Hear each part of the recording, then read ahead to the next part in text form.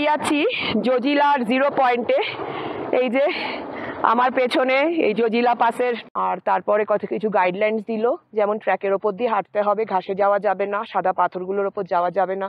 13,479 fit উচ্চতা, highest point on Srinagar লে road. আমরা এখন আমচি গেস্ট হাউসে চেক ইন করে যাওয়ার পরে চান টান করে ফ্রেশ হয়ে গেছি।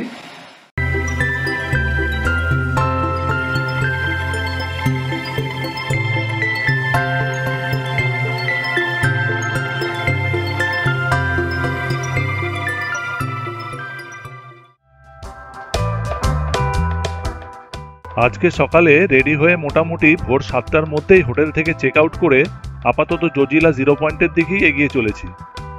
সোনমার্গ থেকে জজিলা জিরো পয়েন্টের ডিস্টেন্স হলো 24 কিলোমিটার, কিন্তু এই ট্রিপটা স্টার্ট করার আগে ইউটিউবে যতগুলো ভিডিও দেখেছি তার প্রায় সবকটাতেই একই ফিডব্যাক পেয়েছি যে সোনমার্গ থেকে লাদাখ যাবার পথে সবচেয়ে ভয়ঙ্কর আর বিপজ্জনক অংশটা পার করতে হয় এই জজিলা যাবার রাস্তাতেই। তাই মনের মধ্যে একটা চাপা আতঙ্ক নিয়েই ড্রাইভ করছি, আর খালি ভাবছি কখন সেই ভয়ঙ্কর জোনটার সম্মুখীন হতে হবে।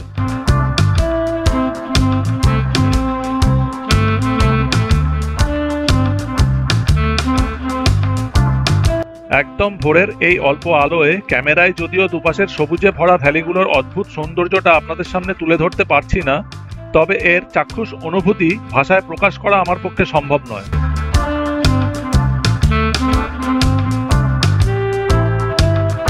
আপাতত আগে থেকে রাস্তাটা দুভাগে ভাগ হয়ে গেছে। সোজা রাস্তাটা চলে গেছে বালতালের দিকে, আর বাঁ দিকটা নীলগিরি ভিলেজ হয়ে জজিলার দিকে। আপনারা অনেকেই জানেন যে অমরনাথ যাওয়ার জন্য দুটোই মেন রুট আছে, একটা হলো পেহেলগাম চন্দনবাড়ি হয়ে, আর অন্যটা হলো এই বালতাল দিয়ে। তবে বালতাল থেকে অমরনাথ কেভের ট্রেকিং ডিস্টেন্স হলো 14 কিলোমিটার, আর চন্দনবাড়ি থেকে 20 কিলোমিটার। গুড মর্নিং বন্ধুরা, আমরা সোনমার্গ থেকে বেরিয়ে পড়েছি। এখন আমরা যাচ্ছি জিরো পয়েন্ট জজিলার দিকে। রাস্তাটা এখানে বেশ খাড়াই আর জায়গায় জায়গায় ন্যারো হয়ে গেছে, পাহাড় থেকে ধস নেবে অর্ধেকটা করে রাস্তা ব্লক করে রেখে দিয়েছে। তো আমরা ওই জন্য রিস্ক না নিয়ে সকাল 7:05 নাগাদ বেরিয়ে পড়েছি হোটেল থেকে।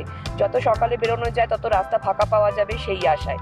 কিন্তু এই সময় সমস্যাটা হচ্ছে সন্দ্বীপে ড্রাইভ করতে যে সূর্যের আলোটা ডাইরেক্ট চোখে পড়ছে, যার জন্য পুরো সামনেটা ঝাপসা হয়ে যাচ্ছে, কিচ্ছু দেখা যাচ্ছে না। এক্সপেক্টেড সূর্যটা একটু ওপরে উঠলে হয়তো অ্যাঙ্গেলে চলে গেলে এই প্রবলেমটা সলভ হয়ে যাবে, কিন্তু এখন খুব ডিস্টার্ব করছে, একেবারে চোখের সামনে এসে যাচ্ছে সূর্য। তো খুব মানে ভয় ভয়ে চালাতে হচ্ছে গাড়ি, মানে একেবারে তো আননোন রাস্তা, তার মধ্যে পাহাড়ি, তার মধ্যে সরু, উল্টো দিক থেকে লরি আসছে, রাস্তা খুব ভাঙা। তো দেখো তোমরাও সাথে থাকো আমাদেরকে, আর প্রে করো আমাদের জার্নিটা যাতে ভালো হয়।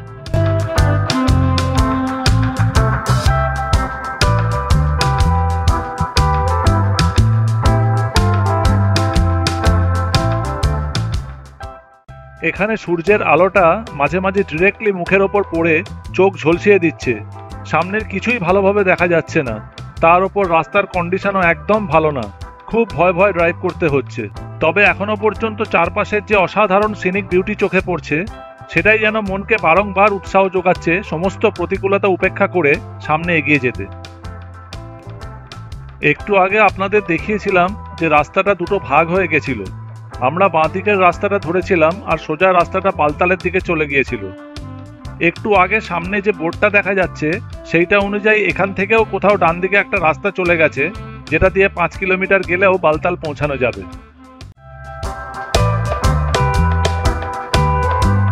দেখুন কি অদ্ভুত দৃশ্য! আমরা যেখান দিয়ে যাচ্ছি সেখান থেকে হঠাৎই যেন সূর্যের আলোটা পুরোপুরি সরে গিয়ে ডান দিকের ভ্যালিতে ছড়িয়ে পড়েছে, আর এক অদ্ভুত দৃশ্যে পরিণত করেছে, যে দৃশ্যটা সারা জীবন চাইলেও ভুলতে পারবো না। রাস্তায় যদিও গাড়ি নেই বললেই চলে, তবে ট্রাকের খুব উৎপাত। হঠাৎ হঠাৎ করে বিনা হর্নে মাঝে মাঝেই উল্টো দিক থেকে বিশাল বড় বড় ট্রাক চলে আসছে, তাই সবসময় প্রচন্ড অ্যালার্ট হয়ে ড্রাইভ করতে হচ্ছে। আশা করি দেখে বুঝতেই পারছেন যে আমরা ক্রমাগত উপরের দিকে উঠেই চলেছি। তবে এইমাত্র রাস্তাটা এক ধাক্কায় এতটাই খাড়াই উঠে গেছে যে এই প্রথম আমি ফার্স্ট গিয়ার ইউজ করতে বাধ্য হলাম।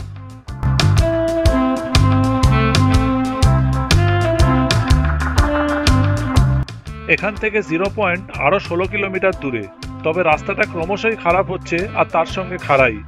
বেশ কিছুক্ষণ ধরে ম্যাক্সিমাম রাস্তাটাই সেকেন্ড গিয়ার, এমনকি মাঝে মাঝে ফার্স্ট গিয়ারে রেখেও ড্রাইভ করতে হচ্ছে।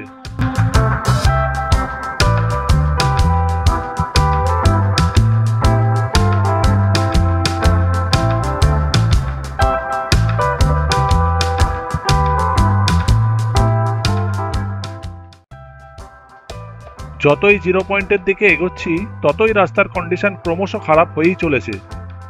সারা রাস্তাটা একেবারে ভাঙা আর চতুর্দিক জুড়ে শুধু বড় বড় গর্ত। ড্রাইভ করতে বেশ অসুবিধে হচ্ছে। তাছাড়া জায়গায় জায়গায় বেশ কিছু অংশে রাস্তাটা তুলনামূলকভাবে অনেক সরুও হয়ে যাচ্ছে। কিন্তু তবুও সমস্ত প্রতিকূলতাকে যেন নিমেষে ভুলিয়ে দিচ্ছে এখানকার নৈসর্গিক প্রাকৃতিক সৌন্দর্য।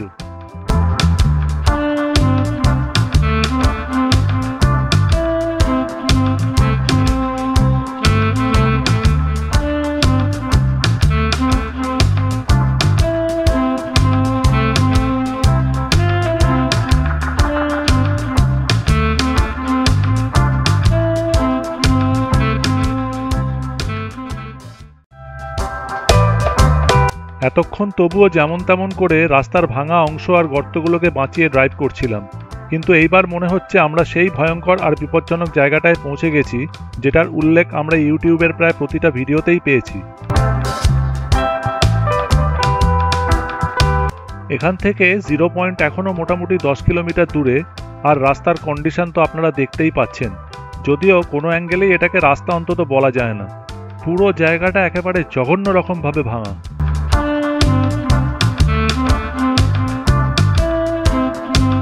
এরকম একটা সাংঘাতিক রাস্তা ধরে যদি বেশিক্ষণ ড্রাইভ করতে হয় তাহলে মনে হয় না অক্ষত অবস্থায় আমরা আমাদের গাড়িটাকে নিয়ে শেষ পর্যন্ত লাদাখ অবধি পৌঁছতে পারবো।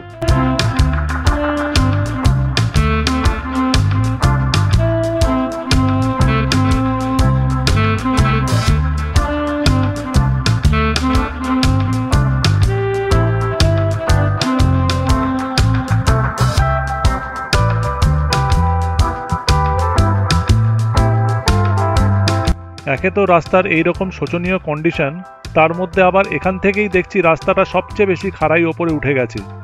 এক একটা বাঁক এক এক ধাক্কায় পাহাড়ের অনেক ওপরে তুলে দিচ্ছে। তাই এইরকম একটা জায়গায় ড্রাইভ করাটা রীতিমতো এক ভয়াবহ অভিজ্ঞতা। যাই হোক, ভগবানকে স্মরণ করে এগিয়ে যাওয়া ছাড়া আর অপশনই বা কী আছে।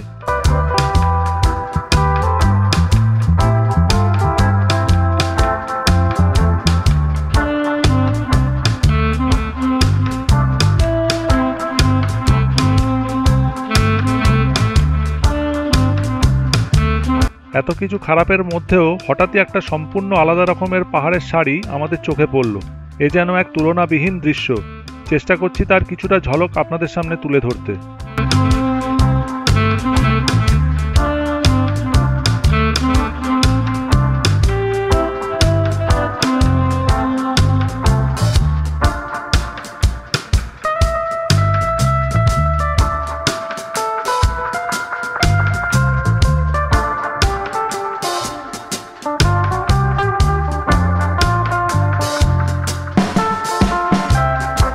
আপনারা কিন্তু প্লিজ আমাদের সঙ্গে থাকুন আর শেষ পর্যন্ত ভিডিওটাকে দেখতে থাকুন।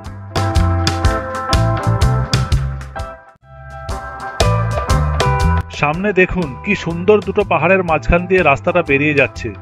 তবে সবচেয়ে আনন্দের ব্যাপারটা জানি না আপনারা লক্ষ্য করেছেন কিনা, সেটা হলো ফাইনালি এতক্ষণ ধরে ড্রাইভ করে আসা সেই জঘন্যতম রাস্তাটা শেষ হয়ে গেছে। আর তার জায়গায় এখন যে রাস্তাটা দিয়ে আমরা যাচ্ছি সেটা সম্পূর্ণ কংক্রিট ব্রিক্স দিয়ে তৈরি করা। আর ভগবানের কাছে এই মুহূর্তে আমাদের একটাই চাওয়া, সেটা হলো 0 পয়েন্ট পর্যন্ত যেন রাস্তাটা এরকমই থাকে। সেই সঙ্গে আগের মতো সেই সাংঘাতিক খাড়াই জায়গাগুলো আমরা মনে হচ্ছে পার করে এসেছি, কারণ এখন আপ ডাউনগুলো খুব সহজেই পার করা যাচ্ছে।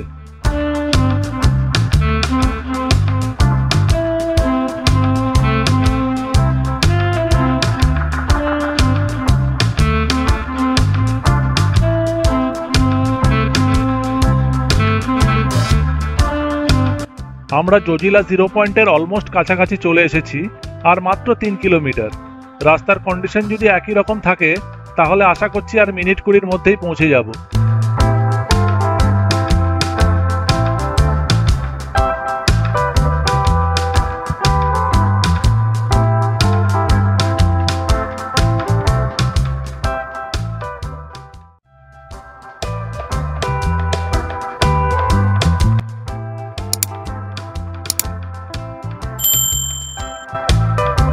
সামনে একটা ছোট্ট গুহা টাইপের কিছু দেখা যাচ্ছে।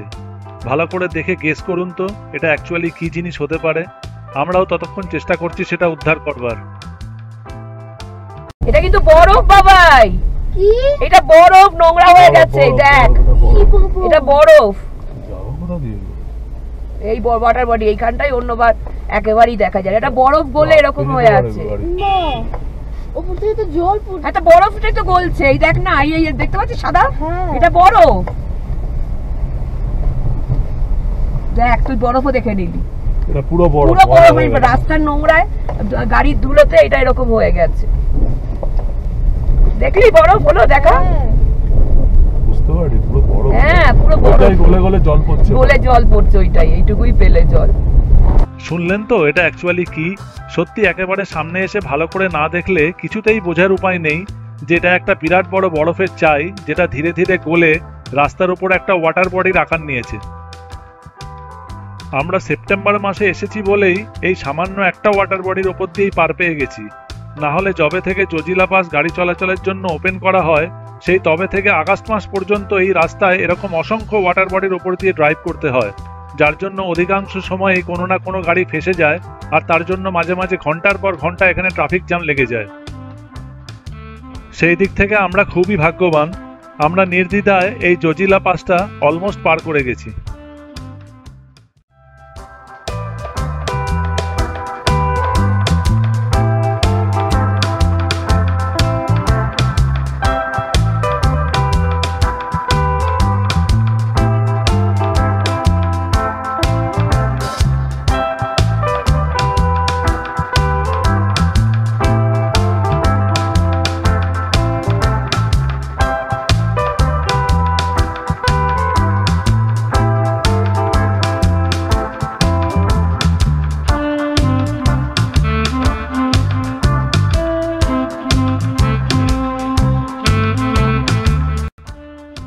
আমরা অ্যাট লাস্ট আমাদের বহু আকাঙ্ক্ষিত জজিলায় ঢুকে পড়েছি।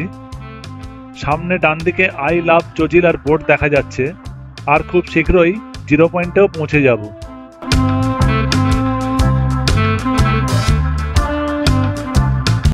জিরো পয়েন্টে পৌঁছে গাড়ি থেকে নেমে একটু ফ্রেশ হতে হবে।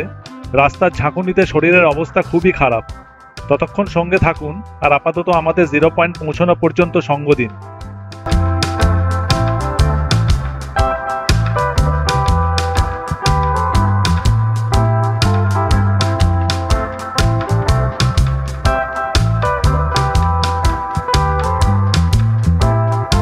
সামনেই 0 পয়েন্ট দেখা যাচ্ছে, এখানে আপাতত গাড়িটাকে দাঁড় করিয়ে একটু ফ্রেশ হয়ে নেব। দেখি কোথায় দাঁড় করানো যায়। এইখানেই দাঁড়াচ্ছি, দেখি একটু চাটা যদি পাওয়া যায়।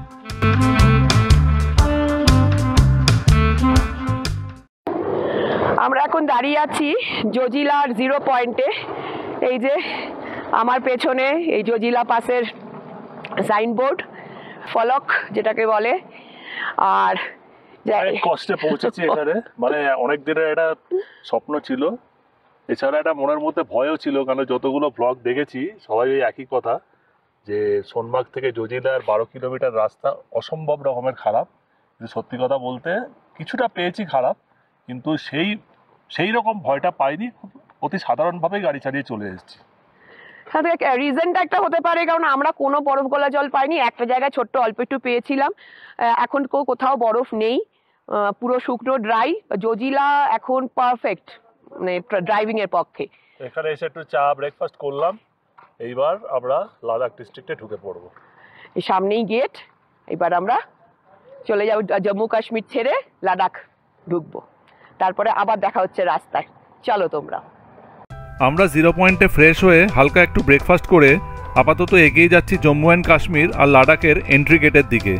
ওখানেও ইচ্ছে আছে গাড়িটাকে দাঁড় করিয়ে আশেপাশের ভ্যালিগুলোর কিছু ফটোগ্রাফি করব, তারপর আবার জার্নি স্টার্ট করব। সামনে দিয়ে একটা বিশাল মিলিটারি কনভয় আসছে। এখানে যদিও সেরকম কোনো কড়াকড়ি নেই, তাই আমরা আমাদের মতো পাশ দিয়ে বেরিয়ে যাচ্ছি, কিন্তু এই একই রকমের কনভয় যদি শ্রীনগর যাওয়া আসার পথে কোথাও পাস করত, তাহলে সমস্ত ট্রাফিককে আটকে দেওয়া হতো যতক্ষণ না পুরো কনভয়টা বেরিয়ে যেত। এখানে আশেপাশের যত ভ্যালি দেখা যাচ্ছে সেগুলোয় মে জুন মাস পর্যন্ত বরফ দেখা যায়, তারপর আস্তে আস্তে আগস্ট মাস পর্যন্ত গলতে শুরু করে।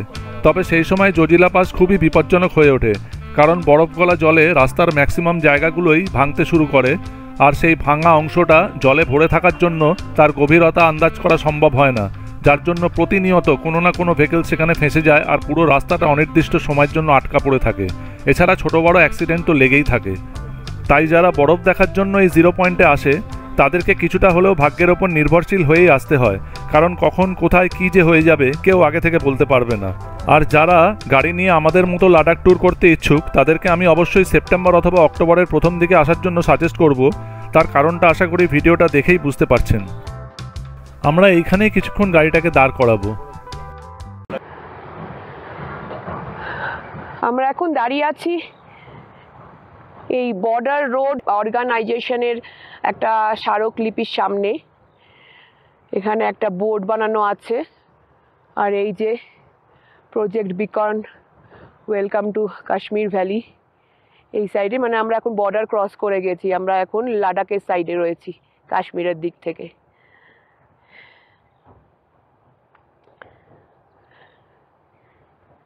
জুন জুলাইতে আসলে এই ভ্যালিটাতে বরফ থাকে, কিন্তু এই সেপ্টেম্বরে কোথাও কোনো বরফ নেই। একটা জায়গায় পেয়েছিলাম নোংরা বরফ, গলে গলে জল বেরোচ্ছে। তবে এখানকার ভ্যালি প্রতি সিজনেই তাদের আলাদা আলাদা রূপ দেখায়। এখনও এর অনন্য রূপ দেখে আমরা একেবারে মুগ্ধ হয়ে গেছি। আমরা এবার ওই গেটটা দিয়ে পেরিয়ে লাদাখের উদ্দেশ্যে চলে যাব। আজকে রাতে ইচ্ছা আছে লামায়ুরুতে স্টে করার, দেখি কত দূর যাওয়া যায়।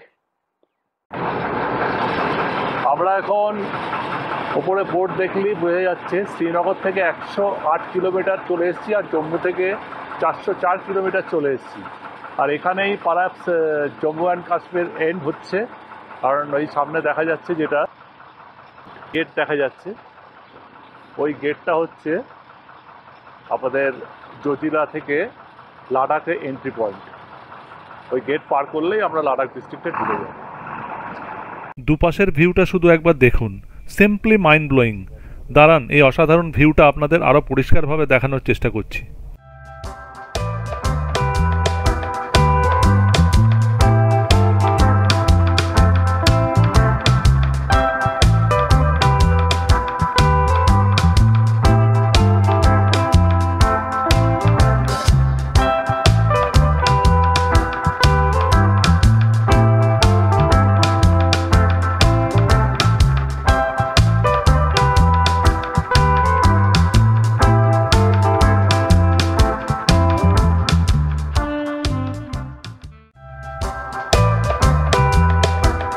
এখন ঘড়িতে ঠিক 9:20 আমরা জজিলা 0 পয়েন্ট ক্রস করে বেশ খানিকটা এগিয়ে এসেছি।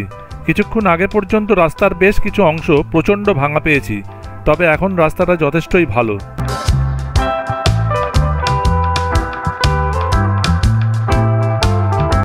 তবে একটা জিনিস হয়তো আপনারা লক্ষ্য করছেন যে আমরা যতই সামনের দিকে এগিয়ে চলেছি ততই আস্তে আস্তে সবুজের দেখাও কমে আসছে, আর পাহাড়ের রুক্ষতাও ক্রমশই বৃদ্ধি পাচ্ছে। তবে এরও যেন একটা আলাদা বিউটি আছে।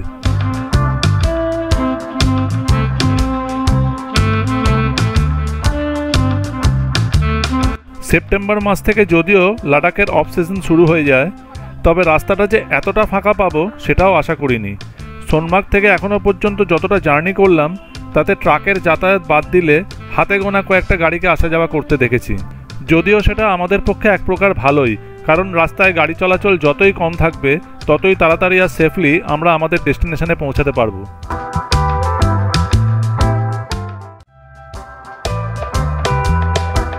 আমরা জজিলা ভিউ পয়েন্ট পার করে আরও 18.7 কিলোমিটার রাস্তা ট্রাভেল করে এই প্রথম একটা গ্রাম দেখতে পেলাম। গ্রামটার নাম হলো মাতিয়ান। ভালো করে লক্ষ্য করলে দেখবেন যে এখানকার সমস্ত বাড়িঘরেরই রূপগুলোর স্ট্রাকচার হলো ঢালু, কারণ এখানেও শীতকালে মারাত্মক বরফ পড়ে। খুবই ছোট্ট একটা গ্রাম, সামান্য কয়েকটা বাড়িঘর আর অল্প কিছু মানুষের বসবাস নিয়ে তৈরি হয়ে উঠেছে এই গ্রামটা। আপনাদেরকে গ্রামটা ভালো করে দেখানোর আগেই গ্রাম শেষ। আমরা অলরেডি গ্রামের বাইরে বেরিয়ে এসেছি।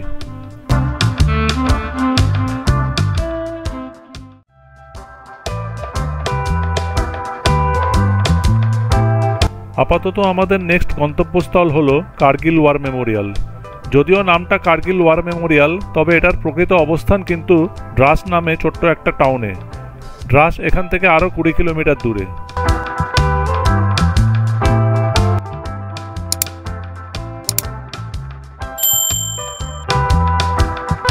একটু আগে পর্যন্ত আমরা রাস্তায় কোথাও কোথাও অল্প হলেও সবুজের সমারোহ লক্ষ্য করেছিলাম, কিন্তু এখন দেখুন কোথাও ত্রিসীমানার মধ্যে কোনো সবুজের দেখা নেই। যেদিকে দুচোখ যাবে শুধু ন্যাড়া আর রুক্ষ পাহাড়। এ যেন প্রকৃতির এক ভয়ঙ্কর রূপ। তবুও ভালো করে দেখলে এর মধ্যেও কোথাও যেন লুকিয়ে আছে এক অজানা সৌন্দর্য, যা ভারতবর্ষের আর অন্য কোনো প্রান্তে দেখা যায় বলে মনে হয় না। ড্রাস পৌঁছানোর রাস্তায় আরও এক ধরনের পাহাড়ের রূপ আমাদের দৃষ্টি আকর্ষণ করলো, তাই গাড়ির স্পিড একদম নামিয়ে সাইড মিরর দিয়ে ঝিনুককে তার ভিডিও করতে বললাম, আর সেই বিরল দৃশ্যটাই আপনাদের সামনে তুলে ধরলাম। পাহাড়গুলোকে দেখে মনে হচ্ছে ঠিক যেন সাদা বালি দিয়ে তৈরি করা, কোথাও সবুজের স দেখা যাচ্ছে না, আর তারই নিচ দিয়ে বয়ে চলেছে ড্রাস নদী। সত্যি মন ভরে গেল।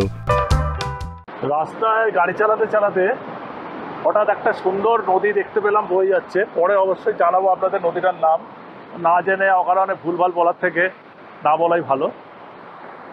দেখুন কি স্রোতে যাচ্ছে, খরস্রোতা পাহাড়ি নদী। তার সঙ্গে আপনি পাহাড়গুলো আপনারা একবার দেখুন, এক এক জায়গায় দেখবেন এক এক রকম পাহাড়।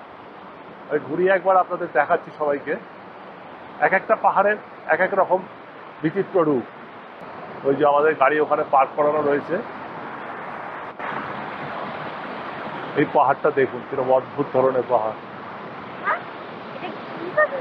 কে জানে কি পাখি। ঠিক তার উল্টো দিকের পাহাড়টা দেখুন এবারে, এর আবার আরেক রকম রূপ। এবারে এই দিকটা দেখুন, খাঁচ কাটা কাটা খাঁচ কাটা কাটা খাঁচ কাটা কাটা উঠেই গেছে, ওপর থেকে উঠেই গেছে যতদূর চোখ যায়। আর এটাও আরেক রকমের পাহাড়। অদ্ভুত এক দৃশ্য। আর তার থেকে বড় কথা হচ্ছে আকাশটা দেখুন একবার, শুধু আকাশটা একবার দেখুন। মনে হচ্ছে নীল আকাশের মধ্যে জায়গায় জায়গায় কিছু তুলোর পোট্রি করা রয়েছে, হাত দিয়ে ছিঁড়ে নেওয়া যাবে। আর তার পাশ দিয়ে যেটা দেখালাম প্রথমেই, খরস্রোতা পাহাড়ি নদী বয়ে চলেছে। এর দৃশ্য ভোলার নয়, সারা জীবন চোখের সামনে ভাসবে।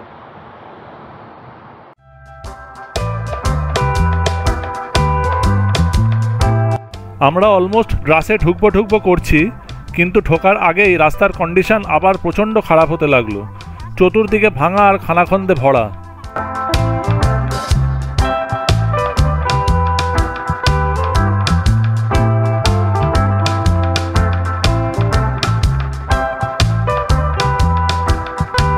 আমরা ইতিমধ্যেই ড্রাস টাউনে ঢুকে পড়েছি, তবে টাউনটাকে যতটা ছোট ভেবেছিলাম সেটা একদমই নয়। এটা একটা বেশ বড়সড় টাউন।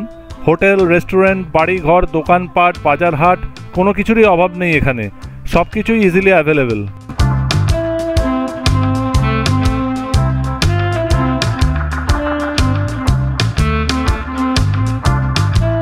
তবে সবার আগে এই ড্রাস টাউনের কিছু গুরুত্বপূর্ণ তথ্য জানিয়ে রাখা দরকার। প্রথমত, ড্রাসকে গেটওয়ে অফ লাদাখ বলেও চিহ্নিত করা হয়, আর তাছাড়া এই ড্রাসের একটা ভৌগোলিক ইম্পর্টেন্সও আছে। বিশ্বের অনেকগুলো ওয়েল নোন রিসার্চ সংস্থা অনুযায়ী Dras is the second coldest inhabited place in the world and the coldest town of Asia. ড্রাসের মিনিমাম শীতকালীন টেম্পারেচার হলো -20 ডিগ্রি সেন্টিগ্রেড থেকে -23 ডিগ্রি সেন্টিগ্রেড, যেটা মাঝে মধ্যেই নেমে গিয়ে -30 ডিগ্রি থেকে -35 ডিগ্রি সেন্টিগ্রেডেও পৌঁছে যায়।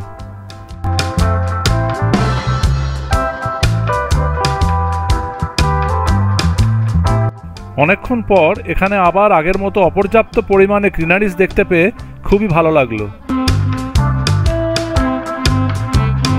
আমরা ধীরে ধীরে ড্রাস টাউন ছেড়ে কার্গিল ওয়ার মেমোরিয়ালের দিকে এগিয়ে চলেছি। গুগল অনুযায়ী খুব সামনেই রাস্তার উপরে বাঁ দিকে ওয়ার মেমোরিয়ালের এন্ট্রি গেটটা দেখতে পাবো।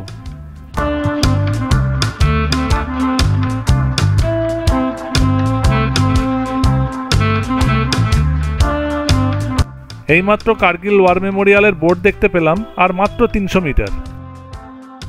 কথা শেষ করতে না করতেই আমরা কার্গিল ওয়ার মেমোরিয়ালে পৌঁছে গেছি।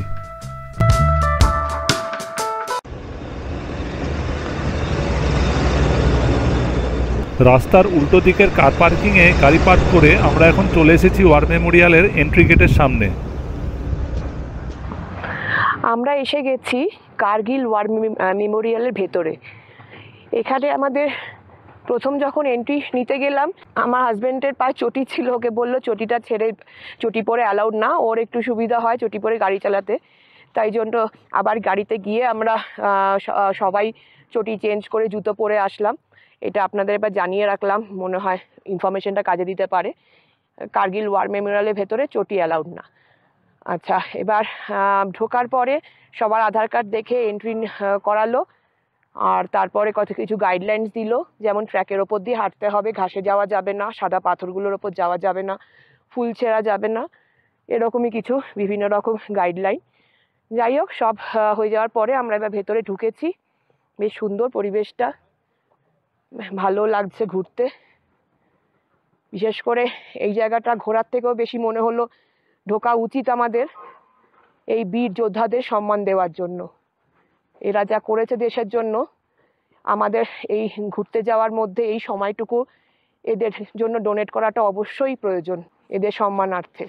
যতই ঘোরার মুডে থাকি না কেন, তবুও এই জিনিসটা কখনো মিস করা উচিত না। মেজর রাজেশ সিং অধিকারী। বাঙালি তো এখানে অনেকেই আছে, সবার নাম হয়তো পাবে না, কিন্তু প্রচুর বাঙালি আছে যারা জীবন দিয়েছে এই যুদ্ধে। আজ যেই তুমি কার্গিলে ঘুরতে এসছো, লাদাখ যাচ্ছ, সবই আমাদের এই সেনাবাহিনীর জন্য, নিজেদের জীবন দিয়ে আমাদের রক্ষা করে গেছে। নাহলে তো আজকে পাকিস্তান দখল করে দিত এই এরিয়াটা। ওখানে সব স্মৃতিসৌধগুলো রয়েছে সবার নামে নামে। কত জওয়ান, কত অফিসার মারা গেছে বাবা, ভাবলেও গায়ে কাটা দেয়। এই শেড দেওয়া জায়গাটার ভেতরে এদের মিউজিয়াম রয়েছে। এই মিউজিয়ামের ভেতরে ফটোগ্রাফি অ্যালাউড না, তাই ভেতরে ঢুকলে আমাদের ক্যামেরা অফ করে দিতে হবে, তাই বাইরে থেকেই যতটা পারছি দেখাচ্ছি। ভারতের ফ্ল্যাগটা দেখো, অসাধারণ, জল জল করছে একদম। আমার এই একটা জায়গায় আসলে সেলুট করতে ইচ্ছা করে, ফ্ল্যাগের সামনে আর মিলিটারিদের সামনে। ঝড় জল বৃষ্টি ঠান্ডা সবকিছু উপেক্ষা করে দিনের পর দিন ডিউটি করে যাচ্ছে, শুধু আমাদের রক্ষা করার জন্য, আমাদের দেশকে রক্ষা করার জন্য। They deserve a salute. Operation Vijay, a saga of supreme sacrifice. Jai Hind, I, Naik Kiran Navle of 4 Maratha Infantry, Sangchak Battalion. On behalf of 56th Mountain Brigade, I extend a very warm welcome to you all in this Kargil War Memorial. This Kargil War Memorial was constructed by the Indian Army in November 2004 in the memory of the soldiers who made the supreme sacrifice during Kargil conflict in 1999. আমাদের Kargil war Memorial দেখা হয়ে গেছে, এবার আমরা বেরিয়ে যাচ্ছি এখান থেকে। এবার সোজা যাব লামায়ুর। এখন ঘড়িতে ঠিক দুপুর 12টা বাজতে 5 মিনিট, আর আমরা কার্গিল ওয়ার মেমোরিয়াল ভিজিট করে আবার রওনা দিয়ে দিয়েছি আমাদের আজকের ফাইনাল ডেস্টিনেশন লামায়ুরের দিকে। তবে তার মাঝে ওয়ার মেমোরিয়াল থেকে বেরিয়ে খুব চট করে পাশের একটা দোকান থেকে গরম গরম সিঙ্গারা চা খেয়ে নিয়েছিলাম। আপাতত আমাদের যত তাড়াতাড়ি সম্ভব কার্গিলে পৌঁছতে হবে, কারণ শুনেছি কার্গিল নাকি খুবই কনজেস্টেড একটা শহর এবং খুব ফ্রিকোয়েন্টলি ওখানে ট্রাফিক জ্যাম লেগে যায়। তাই কার্গিল ভালোই ভালোই পার না করা পর্যন্ত খুব একটা রিলিফ পাচ্ছি না, যদিও কার্গিলের দূরত্ব এখান থেকে মাত্র 54 কিলোমিটার।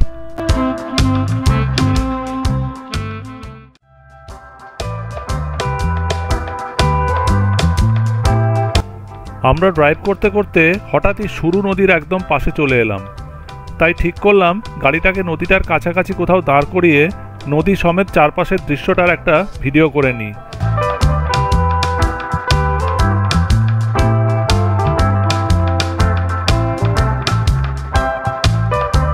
তাই ভাবা মাত্রই কাজ, গাড়িটাকে এখন এখানে দাঁড় করাচ্ছি আর ঝিনুককে বললাম ভিডিওটা করে আনতে।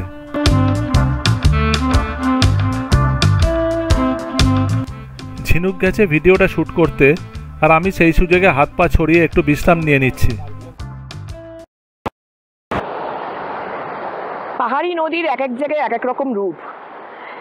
এতক্ষণ নদীটা ডান দিক দিয়ে বইছিল, এখন আমাদের বাঁ দিক দিয়ে বইছে, রাস্তার বাঁ দিক দিয়ে। তাই আবার একটু নেমে পড়লাম নদীটাকে কাছ থেকে দেখতে। আর এখানকার পাহাড় নিয়ে তো বলার কিছু নেই, এত ভয়ঙ্কর সুন্দর পাহাড় নিজের চোখে না দেখলে বিশ্বাস করতাম না।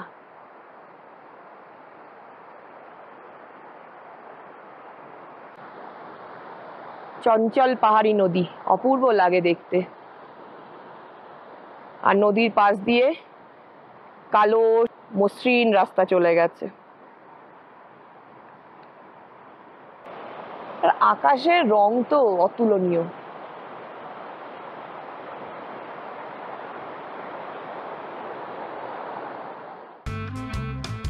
ঝিনুকের তোলা ভিডিওটা নিশ্চয়ই আপনাদের ভালো লেগেছে। যাই হোক, ও আবার গাড়িতে উঠে পড়েছে, তাই আর দেরি না করে আবার গাড়ি স্টার্ট দিয়ে রওনা দিয়ে দিলাম লামাইউরুর পথে।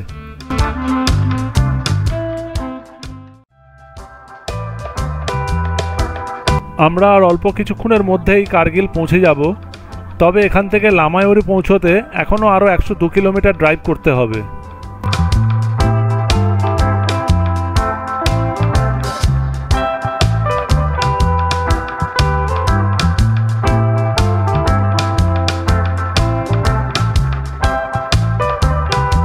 কার্গিলে ঢোকার মুখেই নিচ দিয়ে বয়ে যাওয়া সরু নদী আর লাইন দিয়ে কোনো এক অজানা সবুজ গাছের সারি দেখে কি ভালোই যে লাগলো বলে বোঝাতে পারবো না।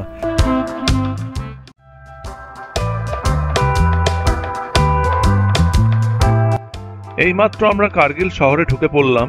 খুবই বড়সড় জমজমাট একটা শহর। আমরা এখন যেখান দিয়ে ড্রাইভ করছি তার ঠিক বাঁ দিক দিয়েই সুরু রিভার বয়ে চলেছে।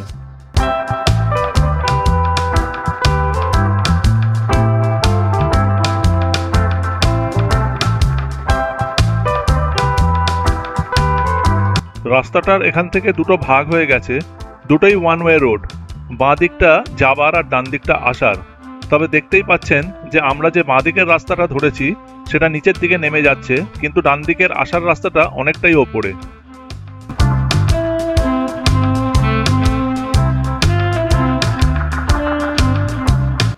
আমরা এখন যে ব্রিজটা পার করছি তার নিচ দিয়ে বয়ে গেছে সুরু রিভার। ড্রাস থেকে কার্গিল পর্যন্ত রাস্তাটায় প্রচুর ওঠানামা ছিল, কখনো অনেকটা ওপরে উঠতে হলো, আবার কিছুক্ষণের মধ্যেই নিচে নামার পালা। এমনকি এই কার্গিলে ঢোকার সময়ও আমাদের পাহাড়ের অনেকটা ওপরে উঠতে হয়েছিল, কিন্তু কিছুক্ষণ হলো আবার ক্রমাগত নিচে নেমেই চলেছি। আমাদের বাঁ দিক ঘেঁষে সুরু নদীটা একদম টানা বয়ে চলেছে। কার্গিল শহরটা গাড়িতে গাড়িতে ভরা, কিন্তু সেই আন্দাজে লোকজন খুবই কম।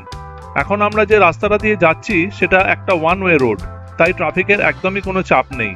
এখানে বাঁ দিক ঘেঁষে পুরো রাস্তাটা জুড়ে একটা লম্বা ট্যাক্সি স্ট্যান্ড, যার এ মাথা ও মাথা দেখা যাচ্ছে না।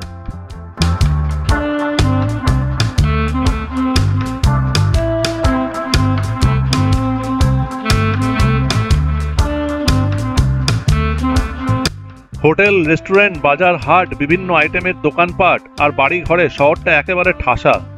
বহুক্ষণ ধরে শহরের মধ্যে দিয়ে ড্রাইভ করছি, কিন্তু শহরটা যেন শেষই হতে চাইছে না।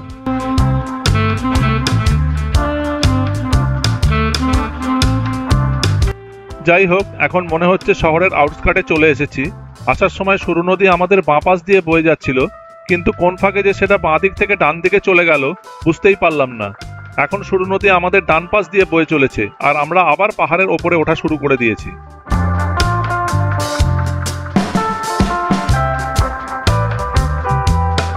এখান থেকে লামাইউরু এখনো 99 কিলোমিটার দূরে, আর লেট ডিস্টেন্স হলো 222 কিলোমিটার।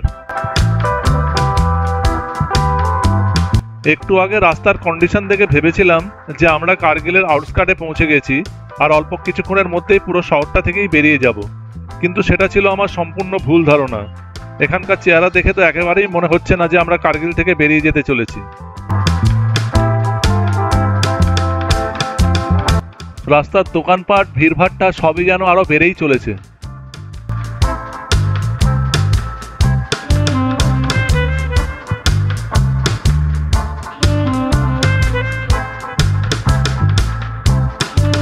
অনেকক্ষণ পর মনে হচ্ছে আমরা এবার সত্যিই কার্গিল শহরের বাইরে বেরিয়ে এসেছি। মনের মধ্যে কার্গিল সম্পর্কে যে একটা ভয়ের সৃষ্টি হয়েছিল সেটা আপাতত আর নেই। সত্যি কথা বলতে কার্গিল শহরে ঢোকা থেকে বেরোনো পর্যন্ত আমাদের কোনো রকম প্রবলেমই ফেস করতে হয়নি। খুবই কমফোর্টেবলি আমরা এন্টায়ার শহরটা আরামে পার করে এসেছি।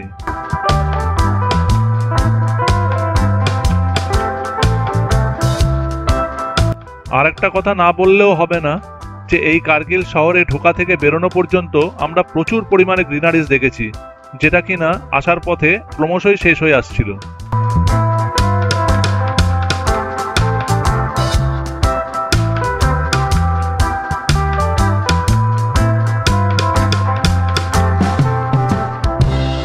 যাই হোক, কার্গিল পার হয়ে কিছুটা আসতে না আসতেই আবার পরিবেশটা কিরকম চেঞ্জ হতে শুরু করে দিয়েছে।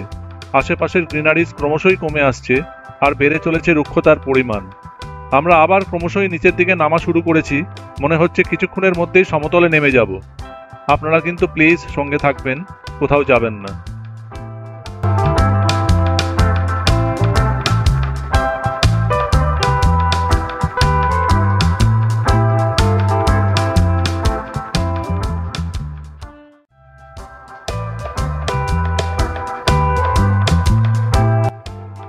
সামনের দৃশ্যটা জাস্ট একবার দেখুন, মনে হচ্ছে কোনো এক সম্পূর্ণ ভিন্ন দেশে চলে এসেছি।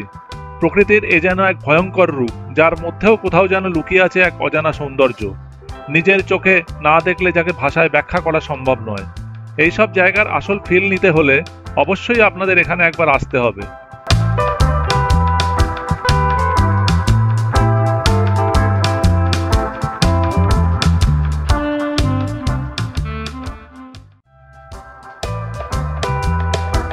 কিছুটা সামনে এগোতেই হঠাৎ সামনের দৃশ্যটা পুরোপুরি বদলে গেল, আর হঠাৎই যেন আমরা বিশাল এক বালির পাহাড়ে ওঠা শুরু করলাম। যত এগিয়ে চলেছি পাহাড়টা ততই যেন খাড়াই ওপরে উঠতে শুরু করে দিল। সবুজের কোথাও কোনো সামান্য ছোঁয়াও লক্ষ্য করলাম না। সত্যি কথা বলতে এরকম একটা বালি জাতীয় খাড়াই পাহাড়ি রাস্তায় ড্রাইভ করতে কেমন যেন একটু ভয় ভয়ই করছে। আপাতত এখন আমি ড্রাইভিংয়ের ওপরেই ফুললি কনসেন্ট্রেট করব, তাই আশেপাশের কোনো রকম বিবরণ আপনাদের সঙ্গে শেয়ার করতে পারবো না। তাই বলে আপনারা কিন্তু কোথাও চলে যাবেন না, আমাদের সঙ্গে থাকুন আর ভিডিওটা শেষ পর্যন্ত এনজয় করুন।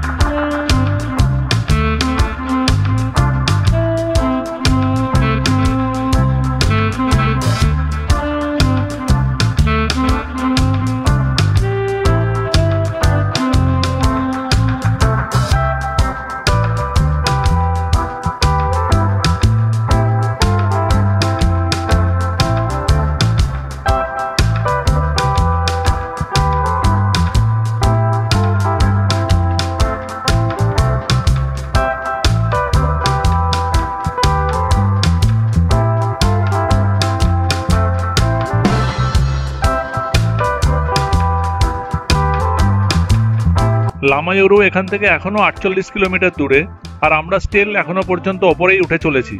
জানি না আরো কতক্ষণ এই একইভাবে ওপরে উঠতে হবে। সামনে মনে হচ্ছে কোনো একটা টুরিস্ট স্পট আছে, কারণ অনেকগুলো গাড়ি ওখানে পার্ক করানো আছে। একটু কাছে না গেলে ঠিক বোঝা যাবে না। এতক্ষণে বুঝলাম যে এটা একটা হাই অল্টিটিউড পাস, যার নাম হলো নামিকা লা। নামিকা হলো জায়গাটার নাম, আর লা মানে পাস। আমরা এখন গাড়িটাকে এখানে পার্ক করাচ্ছি, নেমে পাশের বোর্ডটা একবার পড়বো, দেখি জায়গাটার কোনো ইনফরমেশন পাই কিনা। আমরা এখন দাঁড়িয়ে আছি নামিকালা পাসের ওপরে। নামিকালা পাসের উচ্চতা হচ্ছে 12,198 ফিট। জায়গাটা বেশ সুন্দর। এই ফলকটার ওপর লেখা আছে I love Namikala. Border Road Organisation বানিয়েছে এটা। ওপাশে রয়েছে আই লাভ বিআরও। এখান থেকে পেছনের ল্যান্ডস্কেপটাও খুব সুন্দর। এখানে পাহাড়ের গঠনটা অন্যরকম, দেখে মনে হচ্ছে যেন বালির পাহাড়।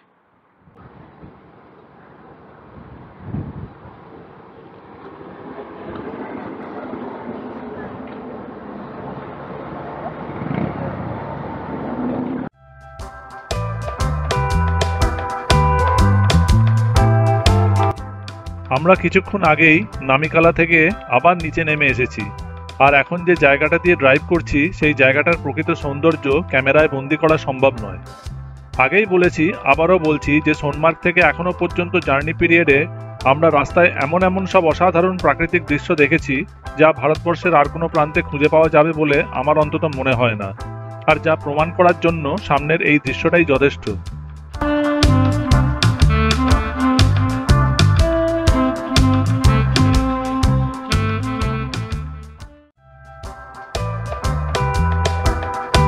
আমরা আবার ধীরে ধীরে ঠিক নামিকালার মতো আরও একটা পাহাড়ে ওঠা শুরু করেছি, যার নাম ফাতুলা টপ। আর গুগল অনুযায়ী এটাও একটা হাই অল্টিটিউড পাস, যার হাইট নাকি নামিকালার চেয়েও বেশি। আমার অবস্থাটা শুধু একবার ভেবে দেখুন, এই অল্প কিছুক্ষণ হয়েছে আমরা সবেমাত্র নামিকালা থেকে নিচে নেমেছি, আর তার কিছুক্ষণের মধ্যেই আবার একটা পাসের ওপর উঠতে চলেছি। ন্যাচারালি এখানেও আমি ড্রাইভিংয়ের ওপরেই ফুল ফোকাস করব, তাই এখন থেকে ফাতুলা টপ পৌঁছানো পর্যন্ত এই জার্নিটার কোনো মুহূর্তই আপনাদের সঙ্গে শেয়ার করতে পারবো না। তাই বলে আপনারা কিন্তু কোথাও যাবেন না, এই অ্যাডভেঞ্চারাস জার্নিটা এনজয় করুন আর ভিডিওটা শেষ অবধি দেখুন।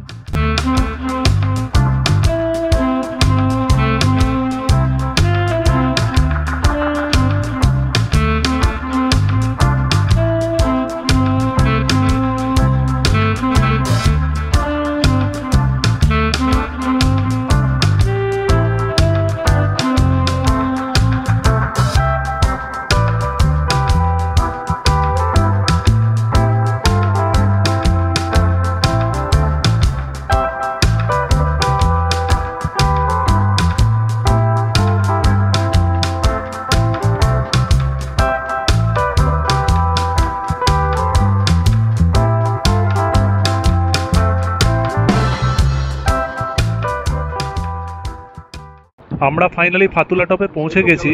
গাড়িটাকে উল্টো দিকে পার্ক করে চলে এসেছি চারপাশটা একটু ভালো করে ঘুরে দেখে নিতে। আমরা এখন আছি ফাতুলা টপে।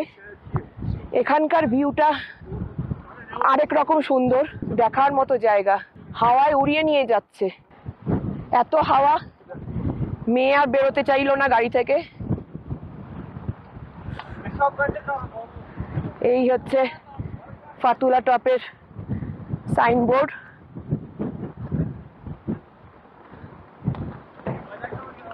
তেরো 13,479 ফিট উচ্চতা, হাইয়েস্ট পয়েন্ট অন শ্রীনগর লে রোড। ও এই রাস্তা, এটাই হাইয়েস্ট পয়েন্ট, ফাতুলা টপ। আর ওই আমার গাড়ি দাঁড়িয়ে আছে ওই পারে, এই পাশটা অন্যরকম, অসাধারণ অসাধারণ।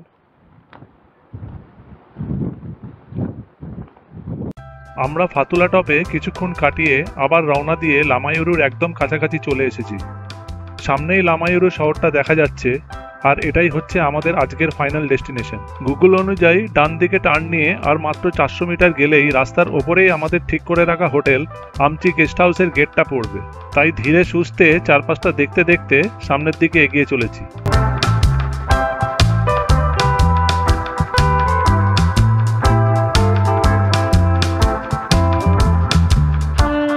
ওই যে সামনে যেখান থেকে রাস্তাটা দুভাগ হয়ে গেছে, তার বাঁ দিকের প্রথম বিল্ডিংটাই হলো আমাদের আমচি গেস্ট হাউস। লামায়ুরু পৌঁছে গেছি, হোটেলে চেক ইনও করে গেছি, একটা ভালো হোটেল পেয়েছি। তোমাদের রুমটা দেখাচ্ছি। আর হোটেলটার নাম হচ্ছে আমচি গেস্ট হাউস। সামনে বেশ গাড়ি পার্কিংয়ের জায়গাও রয়েছে, গাড়িটাও জায়গা মতো সেট হয়ে গেছে, আমরাও সেট হয়ে গেছি রুমে। এবার রুমটা দেখাচ্ছি তোমাদের। এই হচ্ছে আমাদের হোটেলের রুম। বিশাল কিছু হাইফাই না, মোটামুটি এক রাত্রি স্পেন্ডের পক্ষে যথেষ্ট। তবে রুমটা একদম নতুন, দেওয়ালের রং টং একেবারে সদ্য করা, পুরো ফুললি কার্পেট পাতা। আর এই হচ্ছে বাথরুম, পরিষ্কার ঝকঝকে বাথরুম, 24 আওয়ার্স গরম জল, ওয়েস্টার্ন কমোড, ডাস্টবিন সবই আছে। রুমটা ভাড়া নিচ্ছে 1000 টাকা। তো 1000 টাকা আন্দাজে লামায়ুরুর মতো এরকম হাইফাই জায়গায় ঘর পাওয়া ভাগ্যের ব্যাপার, তাই জন্য আমরা নিয়েছি।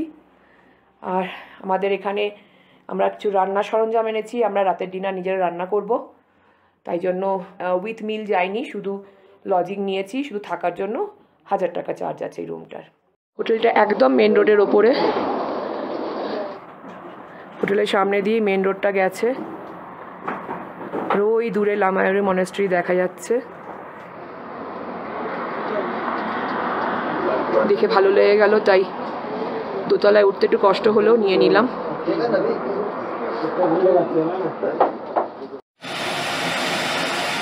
আমরা এখন আমচি গেস্ট হাউসে চেক ইন করে যাওয়ার পরে চান টান করে ফ্রেশ হয়ে গেছি। আর ঝিনুক ইতিমধ্যে ম্যাগি রান্না চাপিয়ে দিয়েছে গ্যাসে।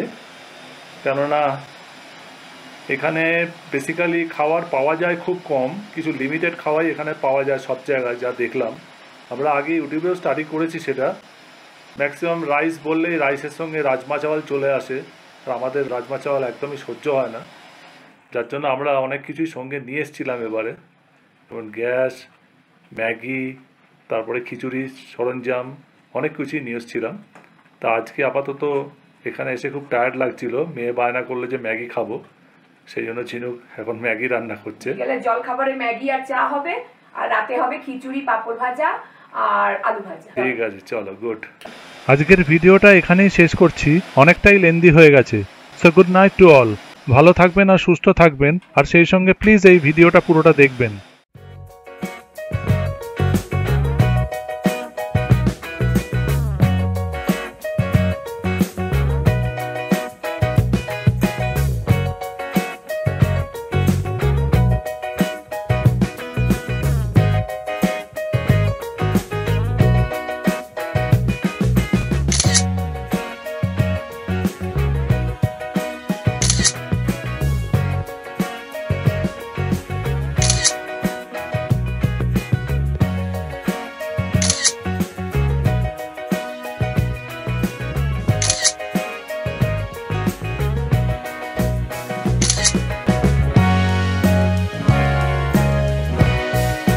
আগামী পর্বে তোমাদেরকে ঘুরিয়ে দেখাবো লামায়ুরু মনেস্টেরি, মুনল্যান্ড, ঝাস্কার সিন্ধু সঙ্গম পয়েন্ট, ম্যাগনেটিক হিল আর পাথর সাহিব গুরুদ্বারা। আমাদের ভিডিওগুলো যদি তোমাদের ভালো লাগে তাহলে প্লিজ প্লিজ প্লিজ আমাদের চ্যানেলটাকে সাবস্ক্রাইব করো আর দেখতে থাকো হরাইজন হাইক।